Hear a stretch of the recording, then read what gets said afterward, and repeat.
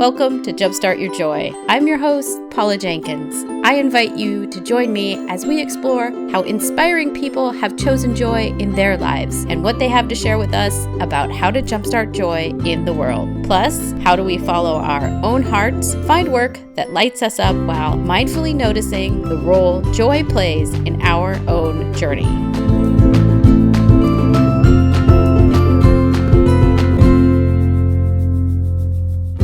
Hello and welcome to episode 112. This is Paula Jenkins, the host of Jumpstart Your Joy. Hello and welcome to episode 112. This is Paula Jenkins, the host of Jumpstart Your Joy. This week on the show, the amazing writer and author Alexandra Franzen is joining me to share all about her upcoming book, which is called You're Going to Survive. This book is all about the hard things that come with our work in whatever kind of job you are at. She got super curious about the question of what is the worst moment of your career and what happened. And she found out that when people answered this question, the answer was very often a story of great self-empowerment. Nearly universally, people who have had a horrible work experience turn their setbacks into opportunities.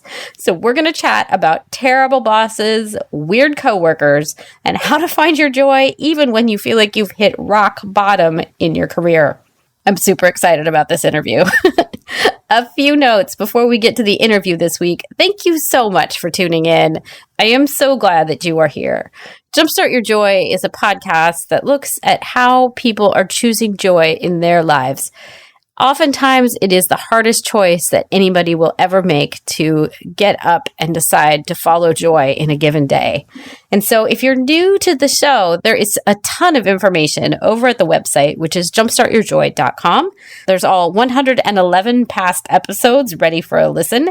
And there is a free e-course that you can enroll in to help you find more joy in your day-to-day life. And you can find all of that at jumpstartyourjoy.com. So let's move on to the show. I love this interview because of the tenacity that Alex describes in many of the people that she interviewed for her book, You're Going to Survive. The issue of having a bad work experience is unfortunately so relatable, and it's amazing to have someone share the stories of hope and, frankly, joy that come from having been in those really awful situations.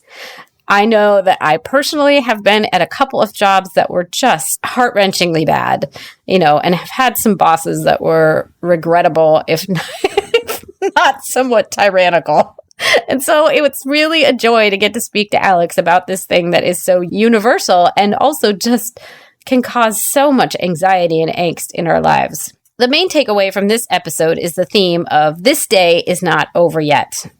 Alex very graciously shares about how she had heard this phrase in her own head on one particularly down day and how it motivated her to turn the day around. I love this because it is so close to the quote that motivated me and motivates me every day, which is joy is a choice and we must keep choosing it. So let's get on to the interview with Alexandra. Welcome to the podcast today. I am so excited to be speaking with Alexandra Franzen, who is just releasing her new book, You're Going to Survive. Welcome to the podcast, Alex. Thank you. I'm so happy to chat with you today. Yay! Yay! I know, it's so fun to have someone on that, we kind of know mutual people, and it's so great to speak with you. The first question I like to ask everybody is, tell us a little bit about what you loved most as a child or in school. What were your earliest sparks of joy? Well, as a child, very, very early on, it was evident that I was an extreme introvert. And I was definitely the kid who, if I got in trouble, if my parents said, go to your room, I was like, sweet. That felt like a treat rather than a punishment. I loved being alone. I loved reading. I was a huge reader. I would always hang out in the library at school. And I loved writing, even from an early age. I would make little stories and little picture books and staple them together with the stapler from my dad's office. And, just stories and books and kind of introspective stuff was always something I loved, even as a kid. Yeah, I can totally relate to, I used to love to make little picture books as well, like copy drawings from other books and like write my own stories. It's always fun. I don't know. It's so creative and fun for little kids when they it can tap into that in a way that works for them. It is, yeah. And I, like many people, I loved expressing myself creatively as a kid, as a teenager, even in college. And then I sort of let it fall away. And for, there were really many years in my 20s when I didn't really write or create anything outside of, sort of tasks that were assigned to me at my job. And that was a sad thing. And I really missed it. And I'm glad that I found a way kind of in my mid-20s to bring that back, and to start writing again and actually eventually make writing my full-time career. But yeah, there was a gap. There was a lull where creativity kind of fell out of my life. Yeah, that's interesting because I know I had a similar thing, and it's always been an intentional return to whatever that creative thing is. I don't know if you want to talk a little bit about that, of how you've made space to become a writer and how you've followed your creative instincts to get there. Yeah. Well, it's an ongoing journey for sure. Yes. When I was kind of in my mid-20s, the story was that I had gotten a job. I was working for a radio station for a public broadcasting company, actually. And, it was kind of the classic story of, on paper, it was this dream job. It was a great company. My boss was awesome. Everything was awesome, except that I was really unhappy, and I really didn't like working in a cubicle. I really didn't like the 9-to-5 schedule. Even though I was working for an amazing company, I still felt, very, very suffocated, I guess you could say. And again, this is nothing, not to say anything bad about my employers. They were great, but it just wasn't the right environment for me. I was not meant to be in that kind of position. And so, I started to realize, I know this isn't the right career path for me. I know I'm not meant to be here for the next 10, 15, 20 years. So then what? What am I supposed to do with my life? And I really had no idea. I was very confused and very overwhelmed for a while. I knew I wanted to do something that felt creative and, ideally and in sort of my fantasies, this would mean working as a writer somehow. But I didn't know how to make money, doing that. There were a lot of question marks. And it really took me, quite a few years to start putting some pieces in place and figuring things out. And, if we flash forward about 8 years, I have, sort of figured it out. I now work as a writer. I work as an editor. I do communication and writing consulting and coaching with different clients. I write books. I teach classes. I've kind of pieced it together, but it took a long time to get there. And even today, there are some new challenges. For example, I'm very happy and very blessed that now I actually have a lot of clients, sometimes more clients than I can even handle, which is wonderful. But now the new challenge is, okay, how do I make time, amidst this business that I've created for my own personal art projects? Because I don't want those to get lost in the shuffle. So yeah, it's like with each new chapter of my career, there's sort of a new challenge, and it always seems to revolve around the same thing, which is, how do we, make money, pay our bills, pay our taxes, do the responsible adult stuff, and also still create a healthy amount of space for just the art projects that we want to put into the world. I love that. Yeah. And there's so much in there that's like, just so ripe of like, I don't know, we all kind of go through that thing where we get distanced from the thing that we love. And then so many of us in an entrepreneurial way try to get back to it and find the way. And I love what our mutual friend Michelle Ward likes to say, is that she's never met the person who, didn't figure out the how after they knew what the what was, basically. Like, once we know, oh yeah, that's that thing I love, like, then she's always seen people figure out the how. And I just want to highlight, it's 8 years later and you feel like you've got it figured out, but it's still not easy because it's so, people get discouraged quickly, I think. There's an ebb and flow for sure. I mean, I think right now what I feel very clear about is that, I love writing. I love the written word. I love helping other people to write. I teach a lot of writing classes, and that brings me a lot of joy. I love helping people finish projects, which is why I love working with clients, because I get to help them, envision and create and finish a new piece of art, basically a new podcast, a new website, a new book, whatever it may be. So all of that really feeds me. And then, the challenge for me is doing all of that and still figuring out how to mark down, an entire week or even an entire month in the year. That's just for me. So I can write a novel or I can work on a screenplay or something like that. I don't have kids, but I hear from a lot of parents who are friends of mine expressing a similar feeling of like, I want to take really good care of my kids and I want to go to Hawaii for a week by myself. And it's like, it's the tension of figuring out, how to do both of those things so that we can have a life that feels like both and rather than either or. Yeah. Well, do you have any insights on that one? Like if somebody's feeling in that stuck space of like, okay, because I also love what you've said about the business, like it's grown and now there's these new challenges with it. But like, how do you, when everything feels like it's pressing in, whether that be with the kids or with the business, or you have a 9-to-5 job, like how do you make the space? Yeah, this is a great question. For me, and this may sound really simplistic, but this is what helps me. It's all about scheduling. It's all about, getting my Google Calendar for the month ahead or for the season ahead and literally scheduling the things that are important to me. So, if you look at my calendar on any given week, I schedule my yoga classes, I schedule my workouts, I schedule calls with clients, and I schedule time for my own writing too. Like, if something really matters to me, it needs to physically go on my calendar. Just having it sort of in my head as a concept is not enough. It's not going to happen. So I'm a really, really big supporter of just going old school and busting out your day planner or your calendar or wherever you keep track of your life and actually scheduling the things that are really important to you, both business related and art related and personal, whatever it is, get it down on there, because I think that begins to make it real, because you're literally creating space in your life for what it is that you want.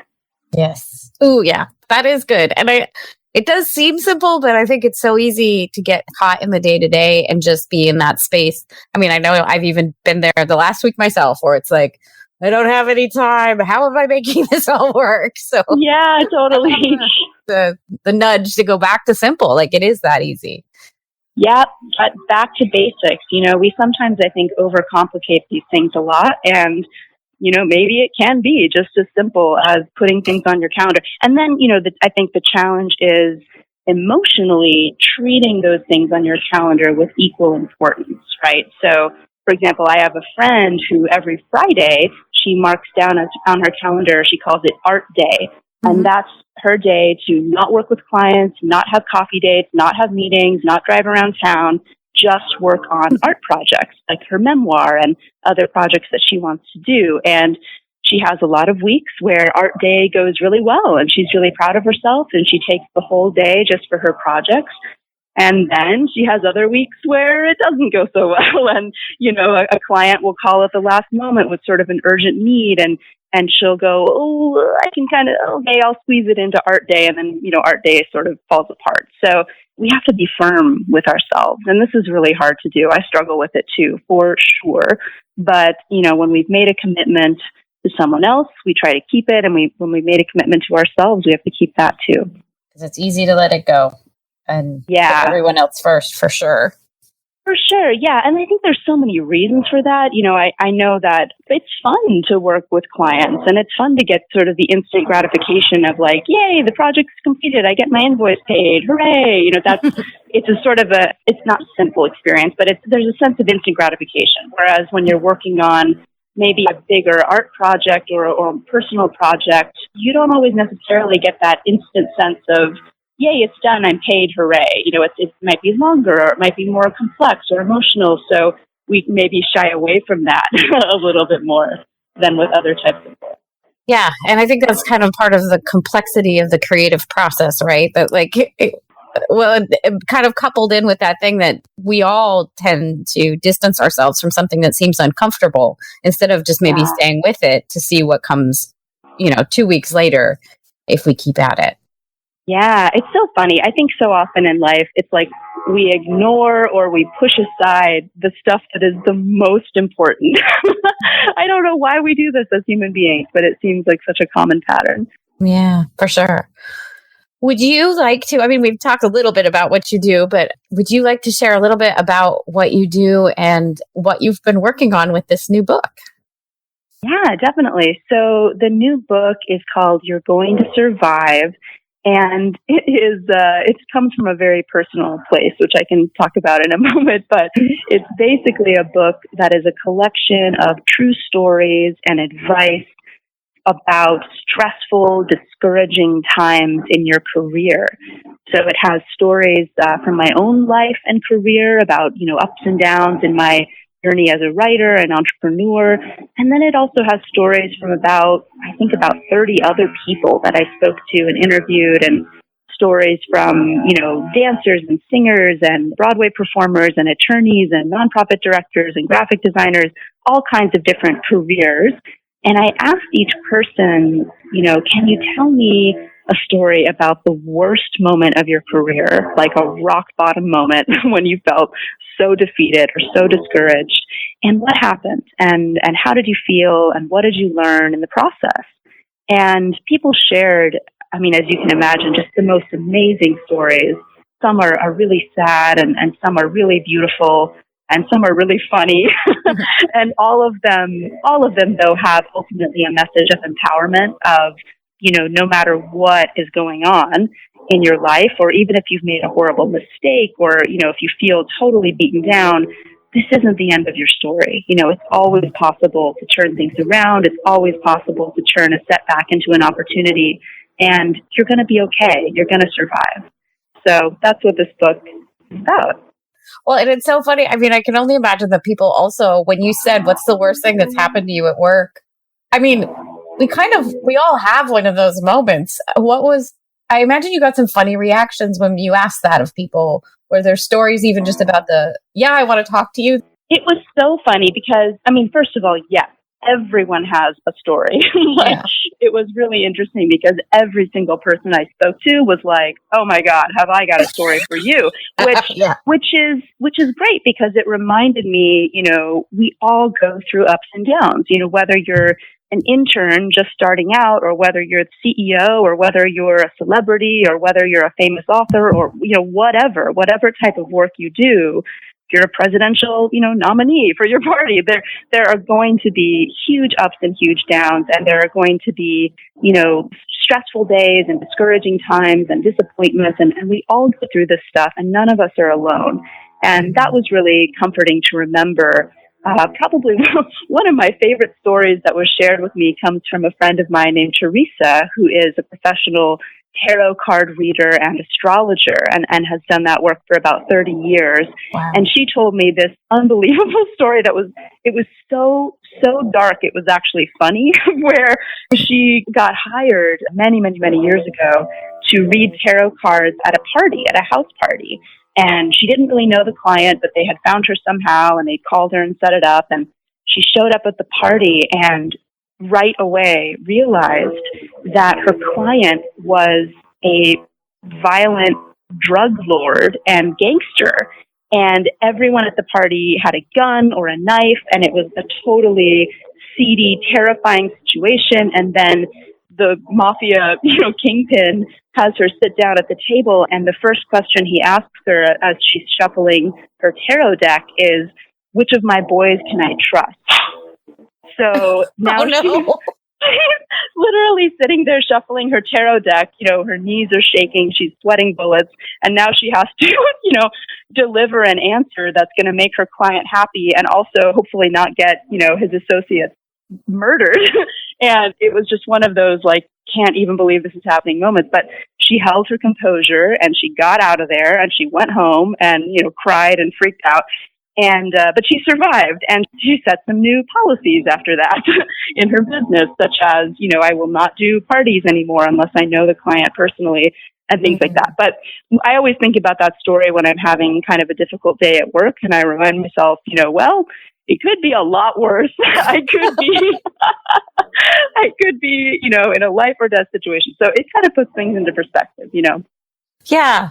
And it also reminds us that when we're in that moment of feeling like this is the worst thing that I've ever had happen professionally or personally, that what, like, kind of the instinct in fear is to isolate ourselves, but that it's not like, that's a story. Like, it's not true that we're alone. I mean, it may be true that no one has had this exact same thing like Teresa's thing like, that hasn't happened to everyone for sure, but we're not alone. Like, other people have been that scared and yeah, absolutely. Absolutely. Well, I think when we're going through something tough, not all of us, but many of us, our instinct is to sort of withdraw and, hole up in our apartment and hide and not talk about it. Maybe we're ashamed to talk about it, or we're scared, or, whatever. So we kind of isolate ourselves. But I don't think that's helpful. I know for me personally, what helps me to feel better after a stressful day is going to a yoga class, calling my mom, talking it out with my boyfriend, talking it out with a friend, or hearing stories, whether they're a podcast or a book or whatever, from other people who have been through similar challenges. Because, I need that reminder that, I'm not the first person to go through this. I probably won't be the last. I'm not alone. I'm not a freak. This is part of the human experience, and we're all in this together. Yes, so true. Well, and I know I mentioned that, like, when I saw that this was your latest book, that I was so excited to have you on the show, because it feels like there's this little bitty moment, I imagine, that most people probably identified when they're in that rock bottom place. Or I was also struck that I love Brene Brown's book of Rising Strong, and it feels like there's a synergy there with that. But, like, what is that little moment where you're like, that was the worst thing I've ever had happen, and then the next step is like, and yet I'm going to continue? I mean, like, it feels like in the way that I talk about the show, it's that joy is a choice. And I don't know if you have some, either stories to share or something that came out of the discussions you had about that moment where you're like, oh crap, and now here's the next thing I get to do, or I have to do. Yeah, it's a great question. I mean, I think this is kind of a central question about being human. There are so many challenges in life, and there are so many opportunities to quit, to quit whatever it is that you're trying to achieve, whether it's training for a 10K race or starting a business or writing a book or whatever. There's so many opportunities to just throw up your hands and say, whatever, I'm over it, too hard, I quit. And yet, there's this beautiful quote that I love. The person is Christian D. Larson. And they say, there's something inside of you that is stronger than any obstacle. And I really believe that that's true. I do think there is something about the human spirit where, as much as we can procrastinate and stall and whine and moan and make excuses, we also all have inside of us that something, that thing that is stronger than any obstacle. And it's there, and we can choose to use it or not. And one of the stories that I put into the book is actually a story about my brother, who I admire so much. He's a wonderful musician and composer, and he has created this amazing career for himself as a full-time musician, which is not easy to do. And when he was a teenager, he and his buddies would play music on the sidewalk, and have an open saxophone case and hope to get a few dollars tossed in as people walked by. And I remember going to see him play on the sidewalk. And I remember, watching him and his buddies play, and really they weren't very good yet. And also most people wouldn't stop and listen. They would sort of ignore them or pass by. They would very rarely get any tips or any recognition at all. And I remember thinking, especially as I got older, like, it would have been so easy for my brother to quit at that point. It would have been so easy and understandable for him to just go, well, this sucks. No one's listening to my music. No one's tipping any dollars. No one's buying our little albums. Screw this and just go do something else with his life. But for some reason, he didn't quit. He just kept going. And now, 25 years later, as a man in his 40s, he has created this incredible career for himself in music. And I think about that a lot. I think about him as a 15-year-old boy and him now as a 40-something-year-old man, and how all throughout our lives. There are all these opportunities to quit. And yet he didn't. He chose not to. And look what became possible because of that simple choice, just not to quit. So, yeah. And I think we all face those choices all the time. And we just have to decide, not quitting, not today. Yeah. Oh, yeah. And it's funny, the funny little things that then seem so big. And then looking back, you're so glad I didn't quit over that one small thing. Exactly, because it wasn't that big of a deal, or it taught me X, Y, or Z, or it, introduced me to this person, or because it does feel like there's so many opportunities to quit. Totally, yeah, constant opportunities. But I guess you could reframe that and think to yourself, well, there's also constant opportunities to keep going, to persevere regardless. Yeah, yeah. Well, and I know that you've mentioned before a little bit about, I imagine what was at the core of this, the creation of this book. And I'll link up to your interview. It was a couple years ago with Jess Lively, which is amazing. And people need to go listen to because it's a good one. But you talk about that moment where you say, today is not over yet. Is that like your mantra through this book for yourself as you were writing? Yeah. Today is not over yet is one of those, I guess you could call it a mantra or a personal reminder that I say to myself all the time because it's always true, right? Whether it's 1 a.m. in the morning or 11 p.m. at night, no matter what time of day it is, today is not over yet, which is kind of funny. And it's one of those phrases that I say to myself, especially when I'm feeling defeated or having a rough day at work, or, maybe I've been kind of lazy and I've been procrastinating and I haven't achieved as much as I hoped I would. And now it's 5 p.m. and I'm sort of like, well, today is just a waste. Well, maybe not, right? Because today is not over yet. And there's always time to turn things around. There's always time to end the day on a positive note, even if it's something as small as, writing a thank you note to someone you care about, or calling your mom for 5 minutes to chat and laugh, or, reading one poem that you really love and that leaves you feeling inspired. Like, there's always something, right, that we can do to end the day on a somewhat positive note. And I love that. And that definitely is a message in my book, You're Going to Survive. And I actually have a story called Today is Not Over Yet inside the book. And it's a huge message. In fact, I think Today is Not Over Yet might be the final sentence of the book, if I remember correctly. That's wonderful. Do you want to share a little bit about the story that you share in the book? Yeah. It's a story that I actually shared on my blog a couple years ago. And it was so interesting because it was one of those things where I wrote it out and I posted it on my blog and I sent it to my email newsletter. And it was just kind of an ordinary, everyday story. There was nothing dramatic about it.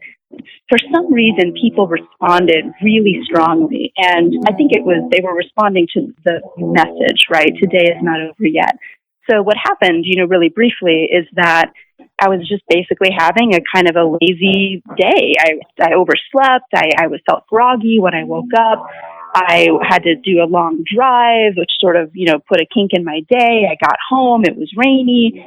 I didn't really get any work done. It was just one of those days where it all just kind of felt like a waste, and now it's getting close to the end of the day. And I remember I was about to order a pizza and just sort of say, well, today was a waste, but I'll try to do better tomorrow. And I was ready to just get a pizza and kind of curl up on the couch and check out, basically. And as I was like typing the number of the pizza restaurant into my phone, I remember hearing a voice in my head, really hearing a voice in my head as if someone was speaking to me. And it was almost startling. And the voice just said, today is not over yet. And it stopped me in my tracks. And I realized that's so true. Today is not over yet. And, in that moment, I just turned everything around. I decided to sign up for a yoga class. I went to the yoga class. I had an amazing time. It felt so good. On the way home, I called my parents and chatted with them and had just a beautiful conversation. Then I went and I was able to, at the last moment, book myself, I think, a massage. And I had this incredible massage and it was so awesome. And I felt so inspired. And I walked home, through the drizzling rain, and it was so refreshing. And I got home and I felt inspired to write. And I ended up writing, several essays and articles that night and sharing them. And I remember falling asleep that night and just feeling like, what had started as kind of the most glum, boring, lazy, soggy, unproductive day of my year ended up being one of the most beautiful and meaningful and energizing days of my year. And it all turned around because of this idea, today is not over yet. Because even though it was about 5 p.m., I decided to change the direction that my day was going. And that has been such an important reminder for me so many times in my life that we always have the capacity to do that. We always have that power. And thank you so much for sharing that. I mean, because it is easy to feel like a day has been wasted or whatever, or that I imagine a similar thread here would be that this horrible thing has happened at work. And so now, whatever, now it's awful. But catching ourselves in that moment and saying, wait, no, there's still a choice here of like how I show up and what I do next. That is the differentiator. And it's always hard. I mean, and that's kind of interesting that the quote from which I get a lot of inspiration around the show is that joy is a choice and we must keep choosing it. And then, kind of the pitch around that too is that like, it's often the hardest choice you're going to make in a day. It's similar to your decision of like, this day isn't over. Like you could have just, yep, here's the pizza and the couch and I'm done. But yeah, it takes something else to like wake up to that choice. I don't know. Do you have a sense of what the differentiator is between the time that someone phones it in and the meaning says, I'm done with this day and it is over, or the time that the person says, no, you're right, this day isn't over yet? Yeah, what is the differentiator? I mean, I have a client named Andrea Isabel Lucas, who's an amazing woman, and she often talks about shifting from, she's not the only person who talks about this, but she talks about shifting from like a victim mindset to an empowered, hero mindset. So rather than saying, oh, today has been so awful, my boss was so mean, my inbox is ridiculous, blah, blah, blah, and kind of perceiving yourself as sort of a helpless victim being battered around by circumstances, shifting the mindset to, I'm not a victim here, I'm not helpless, I'm not powerless, I have a lot of power. Maybe I don't control everything, I don't control the weather, I don't control, other people's behavior, but I control my own behavior. And I get to decide what happens next. And I get to decide if I'm going to eat a pizza alone on the couch or if I'm going to go to yoga and call my mom and write a thank you letter and go to bed feeling good. So yeah, shifting from the feeling of powerlessness to power, I think is what it's all about. And it is a choice. And it's as you put it might be the hardest choice you make all day, but it is a choice and it is within your ability to make that choice. Yeah. And letting go. I mean, I think the things that I've seen and other guests have said is like kind of letting go of what the story you might have around what making that choice means, or or putting a value on what joy means. Cause some people are like, joy, it's just silly. Like, well, but no, like you deciding to have a good day or somebody choosing something that feels better for today than it felt yesterday. I think that's as important as any decision we make. Totally. It upgrades your quality of life, right? Yes. It's a big deal. Oh, yes. Thank you for sharing those pieces. I feel like it also, I loved reading your internet pledge recently on your site. And it also kind of ties directly into this choice part. Would you talk about what led you to the internet pledge? And I don't know, I feel like there's probably been some strong reactions to it if you want to talk about those too. Yeah. So a little while ago, I wrote this piece that I put on my website and that I shared with my newsletter that I call the Internet Pledge. And it was basically a sort of a code of conduct a list of, communication guidelines and principles and behavior that I aspire to uphold, that I promise to uphold to the best of my abilities, and that I would love to see others uphold too. And it's really basic stuff like, think before you post a mean, snarky comment, or think before you type, a nasty note into a customer service form on a website, because eventually the words that you type are going to reach another living human being and they're going to affect that human being's day. And, think when you love a podcast or a video series or a public radio show and then they ask for donations once a year, rather than just tuning it out, give what you can, or at least leave a review or send a positive comment. Don't consume mindlessly on the internet. So just really basic stuff like that. That is, really just common sense. But I think so many of us forget this stuff a lot, especially online where we're interacting with each other, but there's this separation of this digital screen. And sometimes we forget just how impactful our words and actions can actually be on other people's lives, positive and negative. And, it was really born out of a place of me wanting to improve my own behavior and hopefully lead by example. I'm definitely one of those people who, in the past, I've certainly visited those kind of gross websites where they post the photos of the celebrities and who's pregnant and who's getting divorced and this and that. And I sort of took pleasure in, gorging on that material. And there came a point, in the recent past where I sort of thought, what am I doing?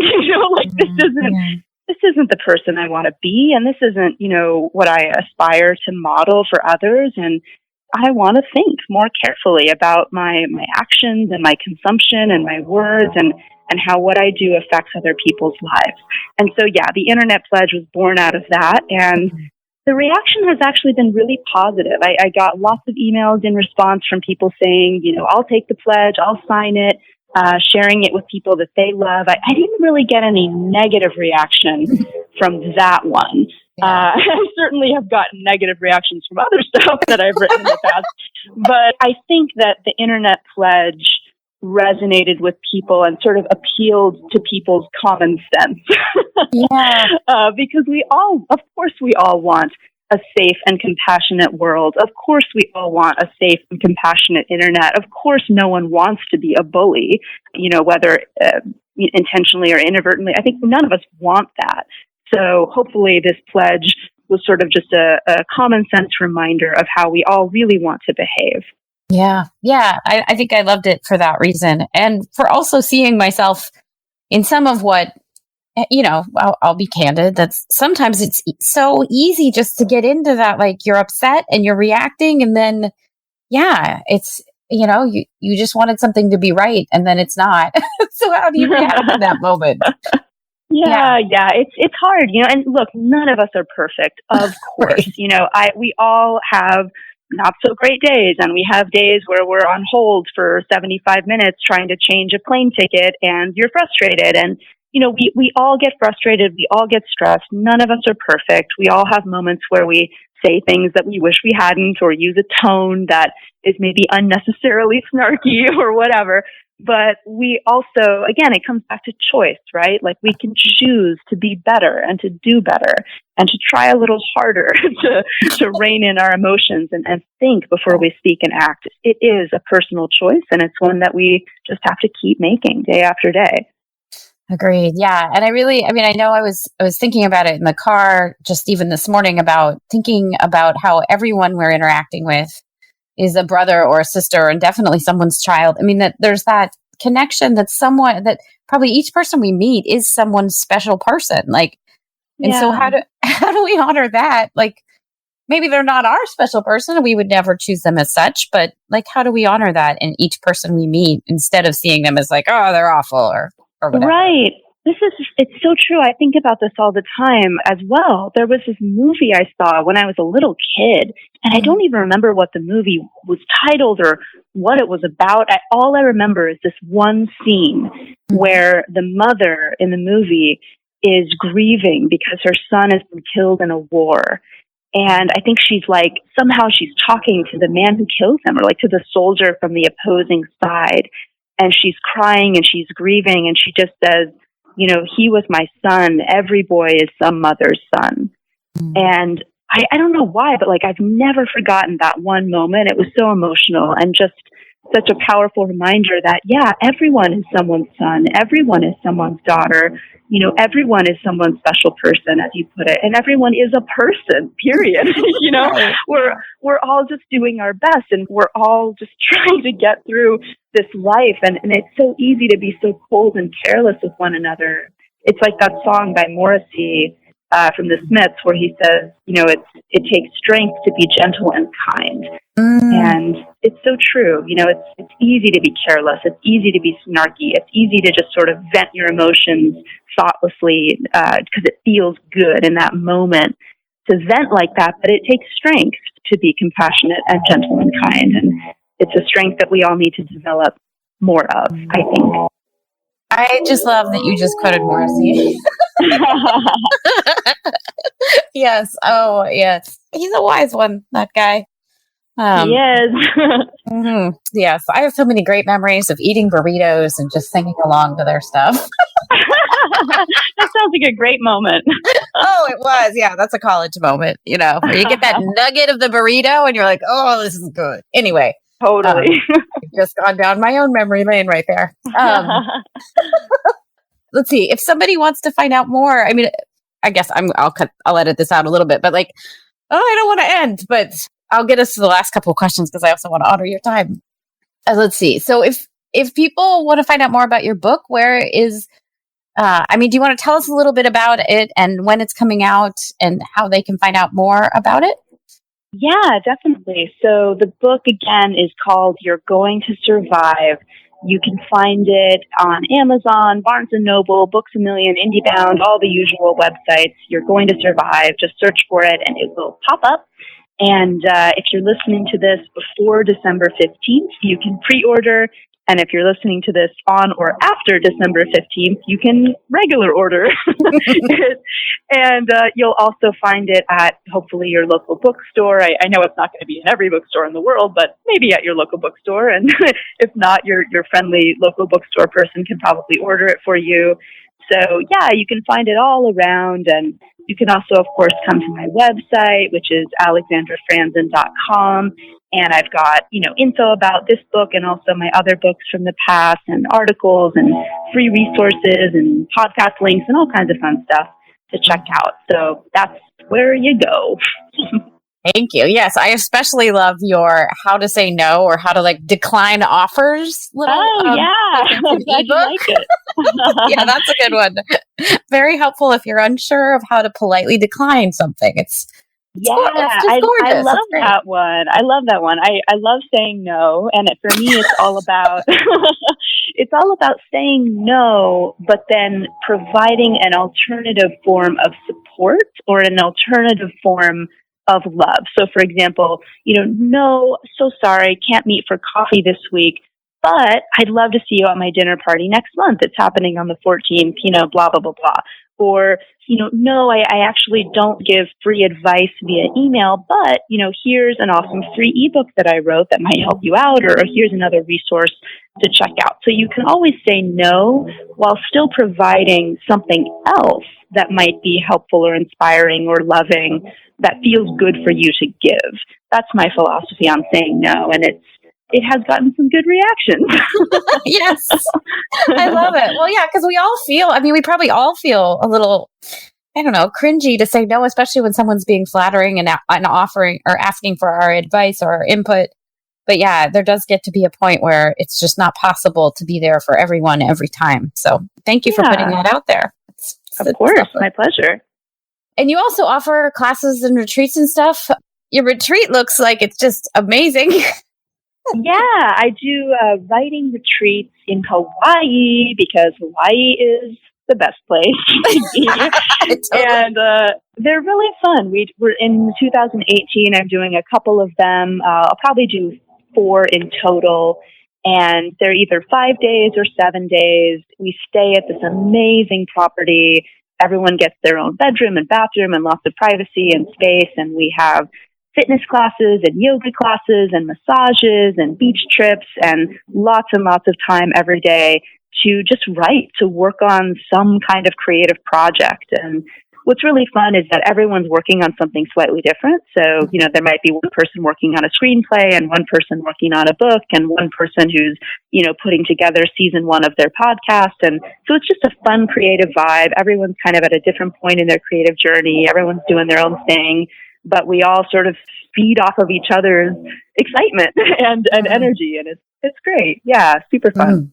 Yes, that does sound amazing because it's so important to have spaces. I mean, if you don't have it like physically or like with a group of people where somebody supports you and gets you and knows what it's like to be in there, like, yeah, it's so hard to be creative when you're trying to do it in isolation. That's yeah. Well, and there's also something about, I mean, we talked about this earlier on this podcast of just the act of scheduling the time. I mean, I have people, I've had numerous people who sign up for a retreat and they tell me like, it's such a big deal for me just to even put 5 days on my calendar that are just for me and just for writing. Like that's a huge, it's almost like a big signal to yourself that I'm taking this seriously, you know, and I'm really making space for this. And that can feel so good because we rarely do that for ourselves.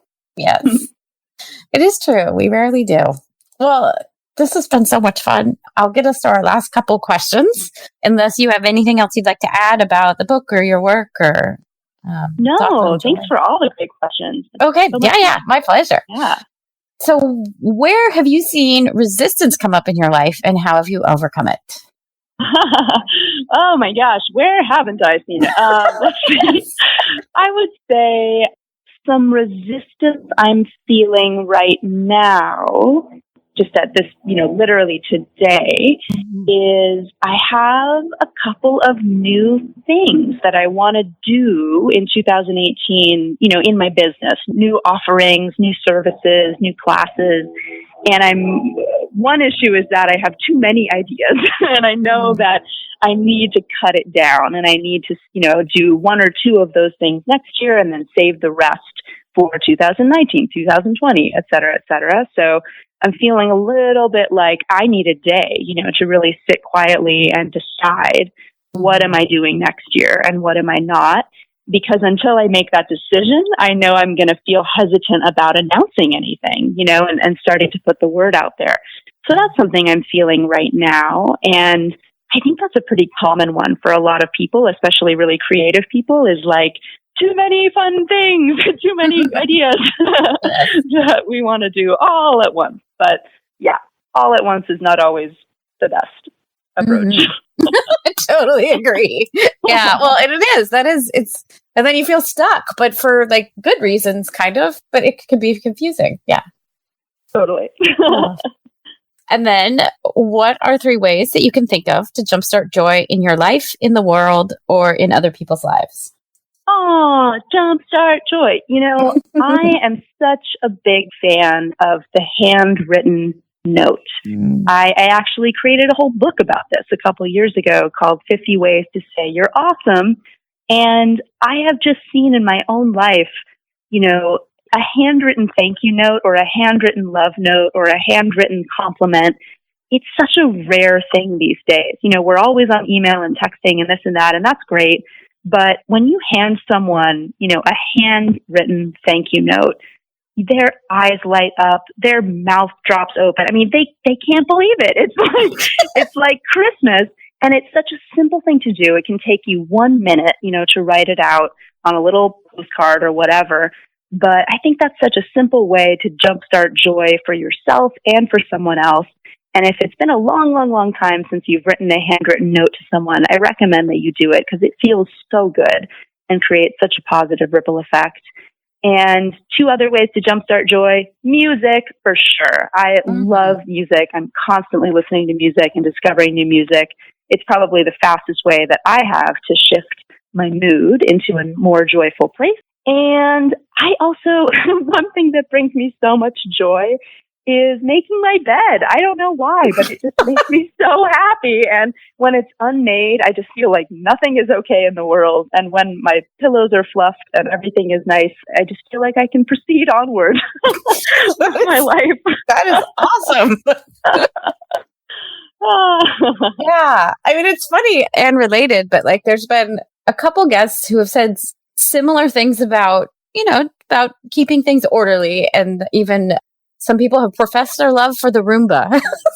Oh my gosh, I want a Roomba so bad. That's awesome. Totally on my list. Maybe it'll be like a holiday gift to myself or something like that.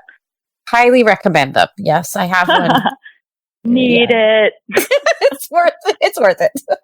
Well, thank you so much, Alex, for being on the show. This has been such a treat to get to speak with you. Thank you so much for having me. Have a joyful day. Thank you. Alex, thank you so much for joining me and for sharing all of the amazing cut-to-the-chase creative insights that you've shared here.